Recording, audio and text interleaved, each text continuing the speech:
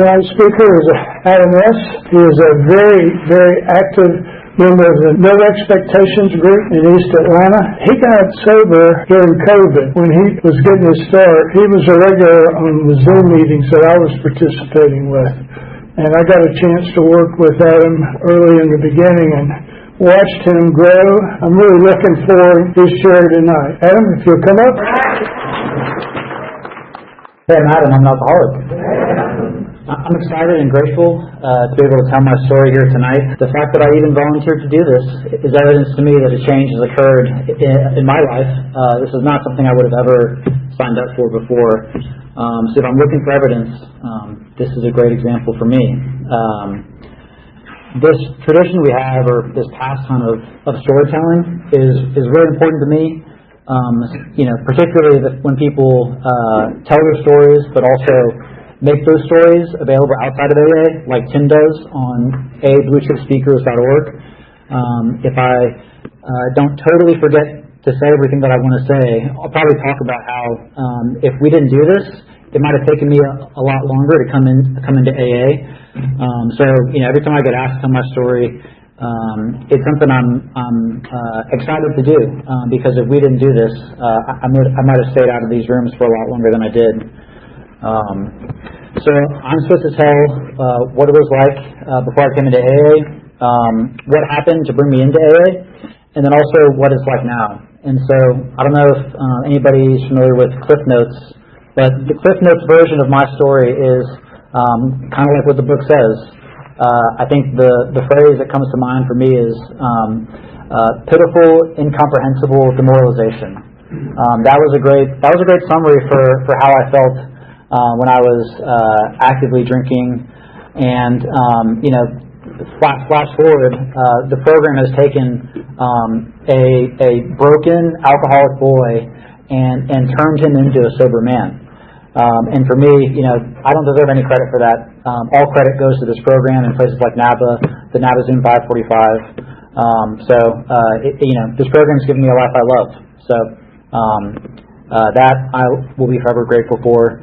So whenever I'm kind of in your shoes and somebody's telling their story, I always I'm distracted in my own mind by some quick stats. So I always want to know how old are they and how many years of sobriety that they have.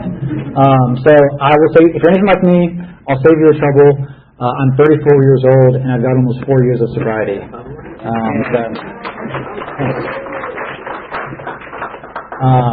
So I guess going back to the beginning, I'm a local boy, born and raised, lived in Atlanta almost all my life besides college. I had alcoholism in my family, but not in my parents. I never saw my parents drinking alcoholically. I've come to know I had an alcoholic grandfather. I had another alcoholic grandfather. It's like all the men on my mom's side have signs of addiction. Some are in AA. But I didn't grow up really seeing alcoholism. It wasn't something that I was I guess privy to. Something that wasn't really kind of talked about in our family at all. And so in high school, I started to experiment.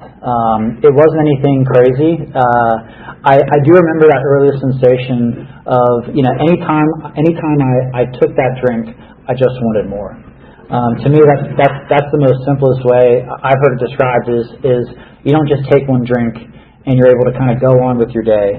You take that one drink and it's like nothing else matters. That's getting more alcohol was the only thing that mattered to me. I didn't realize that in high school, but that became more apparent for me. And so in high school it was your classic southeastern American white boy, just going to parties, drinking, going to Braves games, going to concerts, pretty normal. But I think I really kind of got more aware of my alcoholism, when I went to college. I went to college in New Orleans, so as you can imagine, that's a city that I feel like, it increased the momentum or the speed of me eventually coming into these rooms. And so, in college, I was blacking out a lot, binge drinking, using other forms of alcohol as well. And that's when I kind of first had some of those, what I call the sharp bottom moments. It's like those specific events that are the things you look back on and the things that are the scariest. And so I had a seizure related to alcoholism. I had a couple hospitalizations due to drinking. And I think that's where I first I obtained evidence that for me allowed me to do step one a little bit more quickly than I would have if I didn't have some of these moments. And talking about step one and powerlessness, I guess the story for me that comes to mind is in college, and it was actually after I graduated college, but I was visiting friends for homecoming for college, and we went out that Friday night, and I got so drunk that I ended up sleeping on a porch. Some random porch in New Orleans, probably near I think it was Chapatulas or Annunciation. It was pretty close to the river where my friends lived. And for any other normal alcoholic, that would have been non-alcoholic, that would have been a wake-up call. Holy crap! I cannot believe I did that. That was really, really scary. I did the same thing the next night, different porch.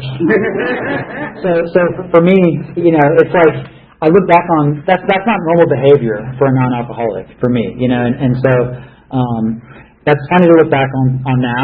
At the time, it wasn't so funny. But I call that the two porches story that lives in infamy. The fact that I was just willing to sign up for that same thing the next day and night, different porch, is all the evidence I needed. So then, in my late 20s and early 30s, I really relate to what the book talks about, the progression of the disease. For me, I had kind of this long, dull bottom, and I kind of got my first experience with really the an emotional bottom. So I think it was pretty clear to me when people described that feeling of the allergy and the physical allergy and the mental obsession. For me, that related to me as well. But what really related was when people talked about the emotional bottom and things like hopelessness, like shame, like guilt, like regret. It was all of these negative emotions to me that I felt like was just part of human existence. And I've learned now that's those are the emotions that surround somebody that's in active addiction. And so I remember one time specifically, I was living in Sandy Springs at the time, and I was living really close to the Chattahoochee. And I was, of course, this is active addiction. I remember walking my dog, and it was one of those moments of I was like, man, things are really, really bad now. I don't have a lot of self-esteem. I don't feel like I'm seeing all my peers get new jobs and get girlfriends and get married and have good relationships with their family and all these things. And I wasn't getting any of that. And so for me, it was one of those moments of okay, things are really, really bad now. But that emotional bottom was me believing it's always going to be like that. Nothing's ever going to change. Your life is just going to get slowly, progressively worse. And I remember 100% believing that sentiment. I just totally bought into the fact that nothing was ever going to improve for me, and I was just going to live out my existence. Just drinking alcoholically, and my world was going to shrink and shrink and shrink and shrink, and I had kind of accepted that. And so for me, it took me a long time of that to kind of come into AA. I would say what started that process is the breakup of a 3-year relationship, which when you're an alcoholic like me, you will simultaneously put your entire self-worth in a relationship, but you will give absolutely nothing to that relationship at all, which is it's just totally out of balance. The fact that it was just so selfish. It was what comes up on a sex inventory. It's for me, which is selfishness, inconsiderate, dishonest. All these character defects that come up for me. And so I went to a therapist. And she could probably tell 2 things. She could tell that I was very, very lonely, and that she could tell I drank a lot, which for me hurt because I call it the half-seas rule. It's like somebody asks you how much you drink, and you apply the half-seas rule. So I was like, I like 6 drinks tonight, and she was like, I remember her being like, whoa, she jumped. There was a quick little jump back, and I was like, oh man, it's really 12 to 20 and that kind of thing, and that instantly was like, oh man, things are pretty dire. Things are dire. And then the pandemic happened, And Tim kind of mentioned that's when I came into AA. I went further and further down, and then AA. That was coming into AA. Eventually lifted me up. But before I came in, I went from wanting to drink to I had to drink. The choice was no longer there. That therapist, she also said, I think she suggested CrossFit and AA. And so like if CrossFit's your thing, like I don't want to yuck anybody's yum. Like we all have our things. Like it's all good stuff. But like I'm not a CrossFit guy. You know what I mean? I'm just not a CrossFit guy. And so I kind of equated like CrossFit, and she could tell I needed a community. She could tell I needed to be surrounded by people. But I equated those things as very similar things, and I was like, I would never do CrossFit in AA. Like it was like there was an ampersand connecting those two, and I just totally wrote it off. But things got worse and worse, and a seed was planted. And so, like the millennial that I am, I went into Spotify and I just searched sobriety. And I found this podcast, which was it's still a podcast that's going. It's called Keep Coming Back. Real stories of sobriety and recovery. And for me, that's when I got to listen to people's stories in AA. I wasn't going to go, and I wasn't confident enough to just walk into an AA meeting. I needed to kind of do a little bit of investigative research, and the classic thing happened, which is every single story I heard something that I related to. And sometimes it was like people were telling my story. They were talking about emotional bottoms. They were talking about hopelessness. They were talking about drinking. They were talking about not being able to show up in relationships. Their world's kind of getting smaller and smaller. And for me, something kind of inside me said, Adam, you really got to check this out. Like you kind of, this is one of those kind of pivotal moments. Like you can either keep going down the path you're going, or you can just walk into a meeting and check this out.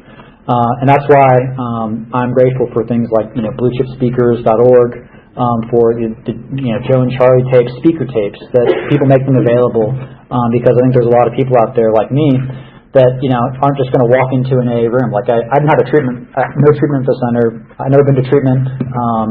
I'm not somebody I was somebody that just kind of got off the couch and just had enough. And so I went to an in-person meeting. I felt like it was COVID and there weren't a lot of masks, and I said I'm not about to do this. And so I found the NABAZoom 545 meeting, and that's kind of where I got my first impressions of people in AA. They weren't what I expected. They were very, very happy, and they were carefree. I mean, that's where I was able to kind of sit back and listen to people like Tim and Tinsley and Patty and Julie and Ira and all these people that I'm sure you guys know. I was able to listen to all these people, and they had what I wanted. They had not only were they carefree and happy, but I think what said that to me most is they had this like very quiet, humble resilience. They talked about things they were going through and how they were handling those things with grace and dignity and trust. And those were all qualities I had none of. And I think that's when I realized that, I need to stop drinking, but there's more here. There's more in AA beyond not just drinking. And for me, that was really impactful. I also had another first impression of somebody in AA. I'll tell a quick story. But I was new in sobriety. I just started working with a sponsor for the first time, and I think I bought the first edition of the big book, and because I was like, first edition, that's the best edition. Like I'm the best. I need to get the best edition. That's how we're going to really start this process. And so I was working with a sponsor, and he had, of course, the fourth edition, and I had the first edition. We were on different pages, and so I had to return that first edition, and I did my Amazon returns at this UPS store. And I've been to this UPS store many a times, and I knew that the guy that worked there, he didn't like the Amazon returns to be packaged up. Like he would always if you packaged up your Amazon returns, he would rip it open and undo it. And so I was like, of course, I was embarrassed that I was in AA, so I packaged up the Amazon return. I'm like, how am I going to get through this? You know, early in sobriety, everything is so emotional. Everything's like high stakes, the biggest deal ever. And so I'm waiting in line, and I get up to the counter of this guy, and I hand him my covered up, packaged first edition. He rips it open. He looks at the book and he looks at me. He goes, "Are you a friend of Bill?" Yeah. And I had heard that before. And so this guy, he proceeds to talk to me for like 5 minutes. And there's a line of people forming behind us. There's just people after people. And he was like, "How long you been in AA? We should hit a meeting sometime. How's it going?" And like 5 minutes in like Amazon package time. I mean, that's like in UPS time. Like that's a lot of time. You know what I mean? I'm like, I'm sitting there sweating because this guy's like holding me up. He's like holding up the whole line. But like I left that UPS store just like hating that guy. I was like, he made an example of me. How could he do that to me? And I, through sobriety and through working the program, I look back on that experience so fondly because, I mean, to me that's the hand of AA. We stop everything we're doing and we make sure the newcomer is okay. And that's the experience that I had.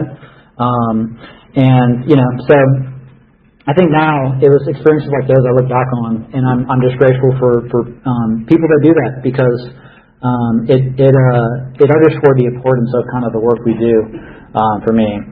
And so what happened is I did the classic stuff, got a sponsor, started the steps. I was only going to Zoom meetings. Zoom meetings didn't keep me sober. For me, what was missing from Zoom meetings was fellowship. And so ultimately I relapsed, and I was out for about 5 months. I had some other life change stuff that was causing me stress as well. Things I look back on now, and I'd be more equipped to handle. And during that period of time where I had 5 months, and then I had 2 months and relapsed.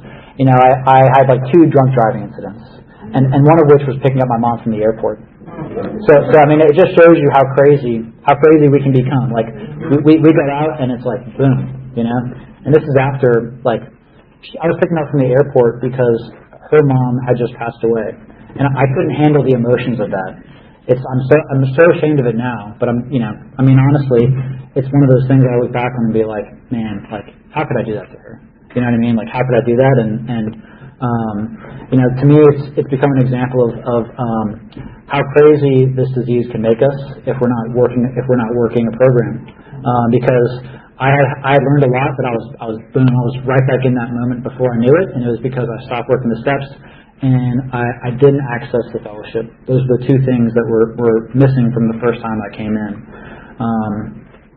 And so, I came back into AA, and I started working the steps. I moved to East Atlanta, so I was living in Sandy Springs, and I moved to East Atlanta. What was missing before? Fellowship. So I knew I needed to kind of access a local community. I got a home group down there. I started making friends, and the rest is history. And so for me, fellowship is one of those things that is critical to me. Without it, I was not able to kind of stay sober because I can't do this by myself. I need other people to do this with, and not only is that the appropriate way to do it, it's the only way to do it. It's more fun that way too. What I've learned, I've had more fun in sobriety than I ever had drinking, and my worst days in sobriety are better than my best days drinking, which is something that I'm grateful this program has provided me. So I would say, early on, what I connected with, coming into AA, there's a couple phrases that are really, really important to me. So the first is taking it one day at a time. That was very important to me.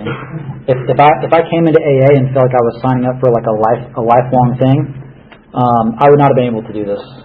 I think I've heard people say that this is a simple program for complex people. And to me, what resonated with me is I was trying to fix my whole life every single day, and that was unnecessary. I relate to the sentiment of needing to do that, but for me, just that one day at a time, taking it slowly. Of like, if I just have my head hit the pillow tonight without taking a drink, that's enough.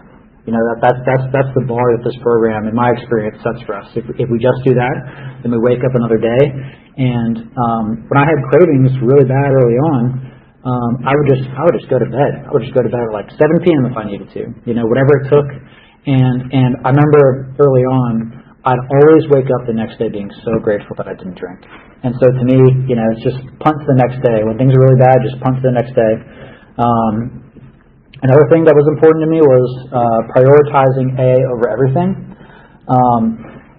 That sounded like a lot to do early on. It sounded like something that for me didn't make sense because my job is more important than AA.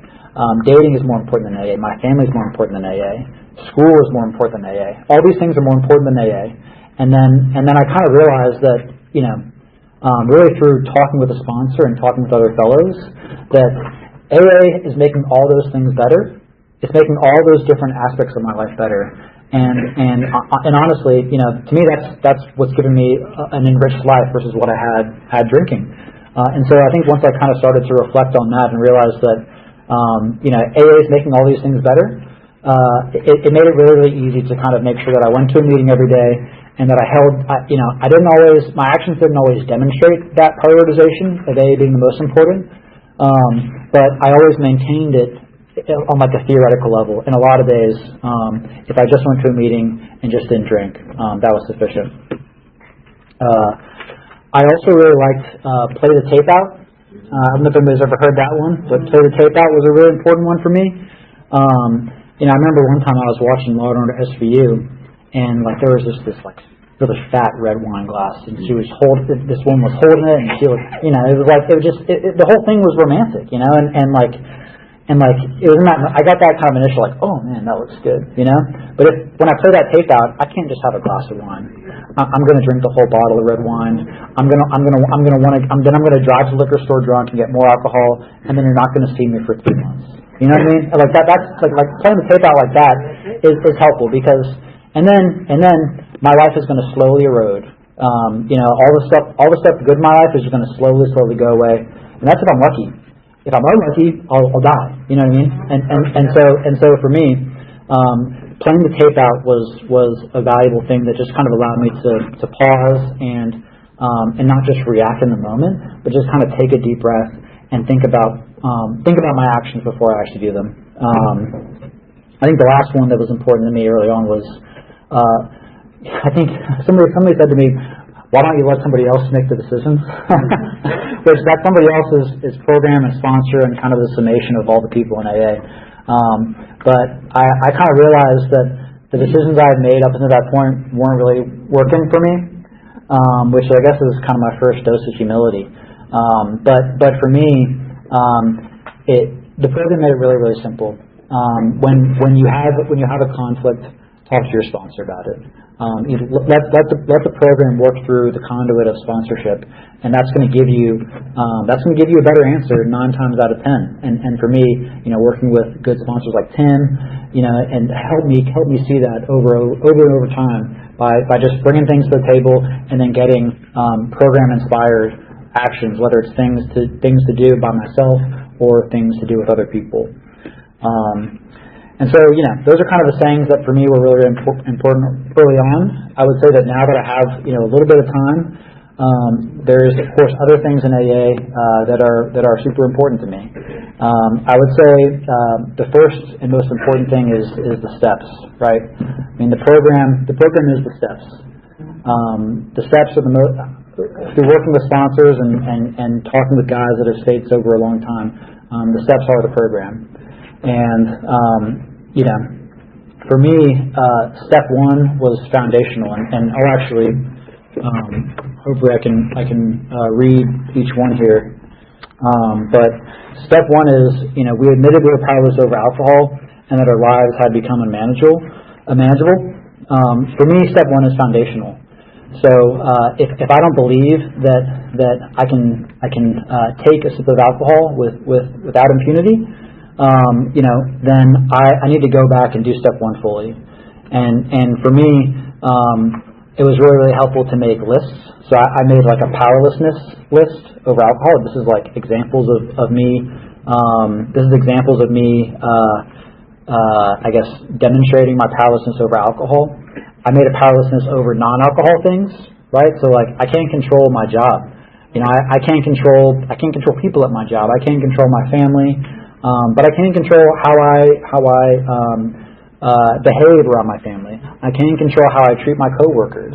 To me, having a clear line of what I can and can't control, what I'm powerless over and what I'm not powerless over, was helpful for me because, there was a lot of things that I was trying to control that was just wasted energy. And for me, it's that kind of trying to control things I can't control.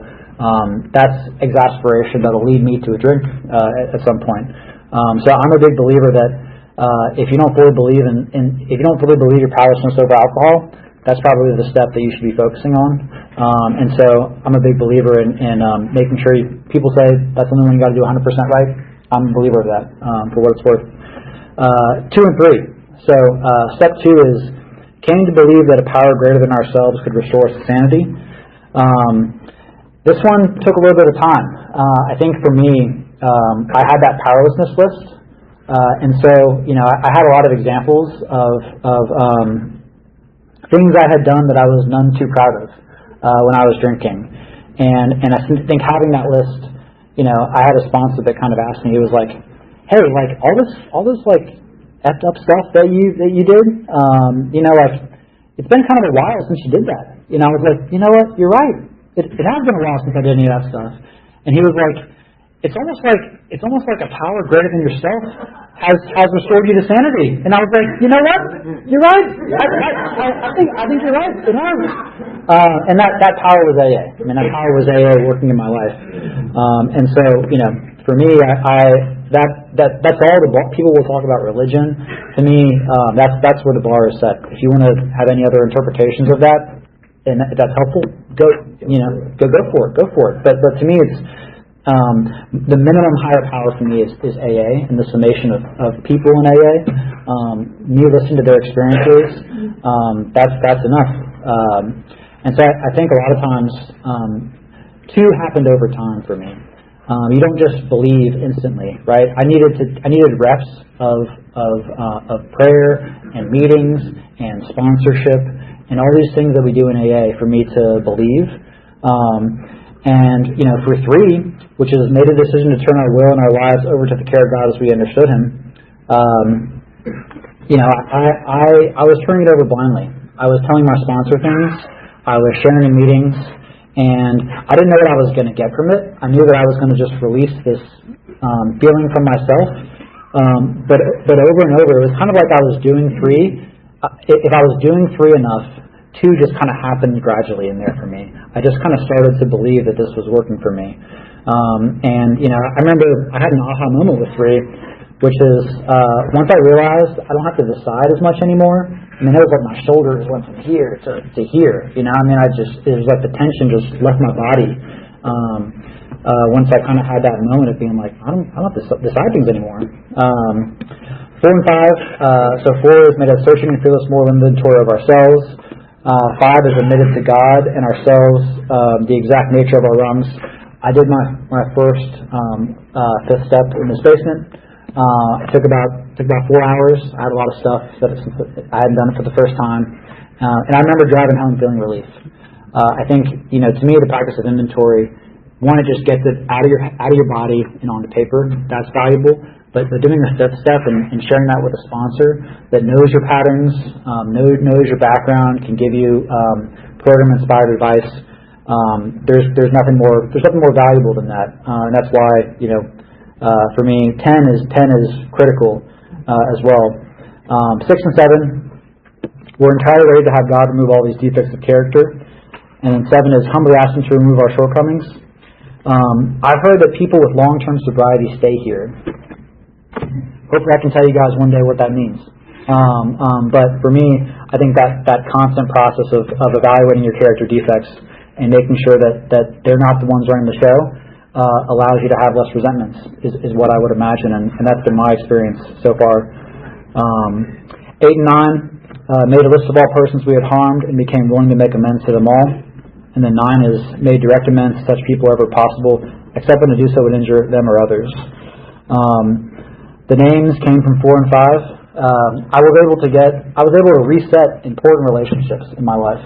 I was able to reset my relationship with my mom, with my sister, with college buddies whose wedding invitations I ignored, with institutions that fired me. I was able to free myself of these things, and I didn't even know they were bothering me, really. Some I knew were bothering me, others I didn't. 10. Continue to take personal inventory when we were wrong, promptly admitted it. So one new thing I'm doing with my current sponsor is he has me email my resentments to him. So we have like a resentment chain. So I'll do the 6 columns in email form, and then we talk about it. Or if I write it down, we'll meet in person. It's valuable for me. I think I'm just now getting to this point where something happens, something bad happens in my world, and I will just go into a specific part of where I live, and I'll just put it into the columns. I'll just do it because I know that's the only way I'm going to get relief. These things are not just going to leave me. I'm not going to exercise them away. I'm not going to eat food them away. I'm not going to vacation them away. They're always going to be there until I actually do the work to get rid of them. And that work is simply put in the 6 columns that we're taught to do. 11. Sought through prayer and meditation to improve our conscious contact with God as we understood Him, praying only for knowledge of His will for us and the power to carry that out. I could certainly be a better meditator. I don't really meditate very often. I'm a big believer in the 3rd step prayer in the morning. Big believer in kneeling as well. I've knelt at least once a day for most of my sobriety, and I am somebody that could always use a dose of humility. Even in AA, it's very quick for me. It's very easy. It's my default is to say, Adam, you're the one who's making all this good stuff happen. The bad stuff is I could never be responsible for that. Just never have. No. But all the good stuff that's happening, I'm very quick to take credit for that. And the reality is that it's AA that deserves the credit for those things happening in my life. And for me, prayer is the quickest way to establish that conscious contact with God. I don't have to dial a number of somebody. I can just take a pause, say a quick prayer, and then it's like boom. That channel that's so critical for us has been unlocked. 12. Having had a spiritual awakening as a result of these steps, we tried to carry this message to alcoholics and to practice these principles in all our affairs. I heard people say that we need to give back what has been freely given to us. For me, I try to do things like this. I try to do service as well. I sponsor guys. I make sure that I'm not just like being sponsored. I'm actually bringing stuff to my sponsor to work on. I'm not just checking the box. Most of the time, if he was here, he'd probably say your recent 4th step could use a little work, but it happens. Like we just do the best we can. And so, I'm a big believer that we stay sober by carrying the message to other alcoholics. And to me, that provides not only a valuable experience, but a rewarding experience for me. I know I've got just about 5 or 6 minutes left, so I want to quickly hit a few other things that are important to me, and then wrap it up. I mentioned sponsorship. I can't do the steps by myself. I need objective guidance. And of all the relationships I have with people, a sponsor is the only one that I feel like I can be 100% honest with, right? I mean, there's things I wouldn't tell my mom, my partner, certainly not my boss, my closest friend. This program gives us that person, if we seek it, that we're able to be 100% honest with. And to me, I found that to be, that's a resource that people outside of AA don't get, and we're fortunate enough to have that. For me, being able to not only access that myself, but to give it to another person that asked me to be their sponsor is valuable as well. And I've had the ability to kind of sponsor a few other men and just try to, really just, sponsorship to me is shining a light on the program when that appointee seeks it out. That's all it is, and I try to keep it pretty simple. I mentioned daily prayer, kneeling, reminder of who's in charge. It also encourages me to be humble. Fellowship. Fun is critical, right? Like, I'm a big believer in having fun, and I've had a lot more fun in the 4-ish years I've been sober than I did in 10 years of drinking. It keeps me connected as well. So my home group is No Expectations on Memorial Drive, and our fellowship after that meeting is at Fellini's in Camden Park. I'm a regular attendee of Fellini's. I did grow up eating it, so it's like a nostalgic thing as well to have Fellini's pizza.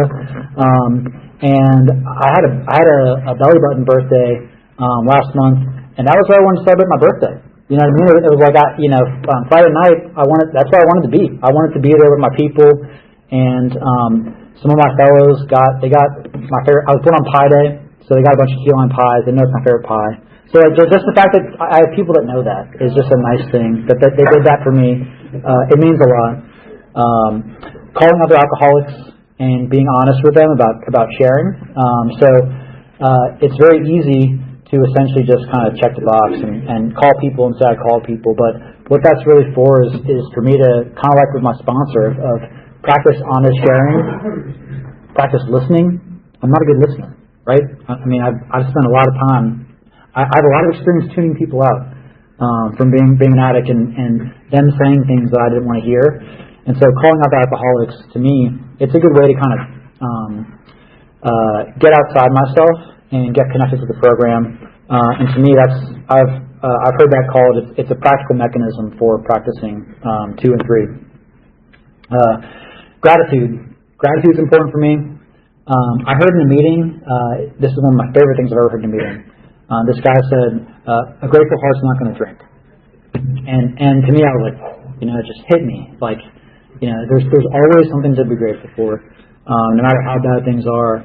One practical tool I've got from that is I don't do it every day, but I learned I had a sponsor that did a gratitude list on a bathroom mirror with a dry erase board. So we just had gratitude lists and then just did 1, 2, 3. And to me, just starting my day being grateful for things, no matter how bad things are, it just kind of reminds me that it's so easy for me as an alcoholic to focus on the negative. And for me, it just helps remind me that there's always things that are positive out there. The last is service. So I'm the treatment and accessibility chair for my home group. I've done that for the last 2 years. Since August, I take a meeting to Summit Midtown. It's a treatment center in Midtown, and I take a speaker meeting to that facility. Not only does that help me give back to people that aren't exposed to AA, but it also forces me to find a new person to be a speaker every single week, and that's good because it helps me meet new people in AA. I know I just got like a little bit of time left here, so I'll wrap it up. But for me, the alcohol has been gone for a while, but the ism is still there. And by ism, I mean like my propensity to act in a way that's misaligned with what the program teaches us. That still happens, and those misbehaviors are more frequent when I'm not doing the simple stuff that this program offers to me freely and freely. And so, for me, like I came in here being like, I need help drinking. But the reality is that, like, for me, AA is about becoming a better person, and I believe that if I'm able to stay here and continue to do what AA offers me to do. And for that, I'm grateful. I'm going to be able to take this design for a living, and it's going to give me a life that I'll look back on fondly, and that's all going to be because of AA. And so for me, I'm grateful for this program. I'm going to close with one reading from the 12 and 12. That's one of my favorite things in the 12 and 12, which is on page 74. Something new indeed has been added. Where humility had formerly stood for a forced feeding on humble pie, it now begins to mean the nourishing ingredient which can give us serenity. This improved perception of humility starts another revolutionary change in our outlook. Our eyes begin to open to the immense values which have come straight out of painful ego puncturing. Until now, our lives have been largely devoted to running from pain and problems. We fled from them as from a plague. We never wanted to deal with the fact of suffering. Escape via the bottle was always our solution. Character building through suffering might be all right for saints, but it certainly didn't appeal to us. Then, in AA, we looked and listened. Everywhere we saw failure and misery transformed by humility into priceless assets. We heard story after story of how humility had brought strength out of weakness. In every case, pain had been the price of admission into a new life. But this admission price had purchased more than we expected. Thank you.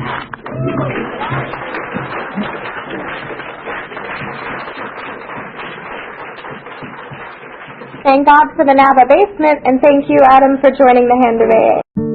First I slept, and then I crept to a hope-filled dream.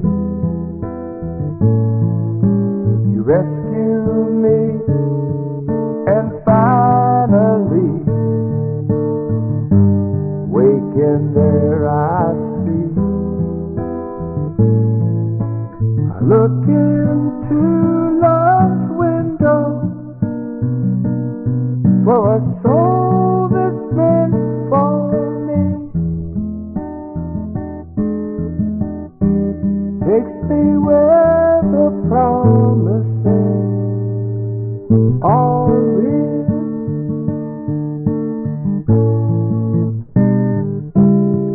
Sometimes quickly, sometimes slow,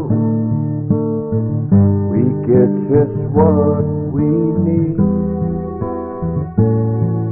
On a broad highway,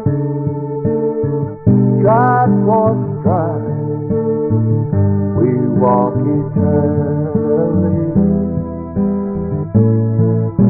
I look into love's window for a heart that beats for me. Takes me where the promises are written.